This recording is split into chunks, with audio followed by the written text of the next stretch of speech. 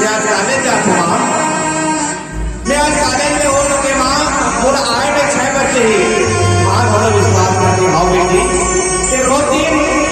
College से 2 बजे आने लगे हैं। आज 5 बजे आऊंगा था, उधर कुछ 12 होगी, तभी से 5 बजे आऊंगा था बोल बेटी।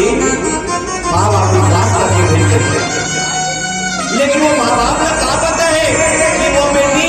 गलत राह में चल पड़े हैं, वो बेटी गलत दिशा में भटक चुके हैं। अब देखो ना, 1 महीने में तब तक विश्वास करके अपन प्रेम या दूसरा ऊपर निशावर कर देते, लेकिन जब होगा प्रेम ऊपर आत्मसम्मान के जब ठेस पहुंचे ना, तो वो बहनी वो बेटी अपन आप संभाल नहीं पाए। और देखो आजकल पेपर में देखो, अखबार पेपर में देखा तो कौन हो बेटी का आपको खातिर सुसाइड करके मर गए, तो कौन हो आपको चक्कर में पड़ के जहर खाते मर गए, नाना प्रकार के हम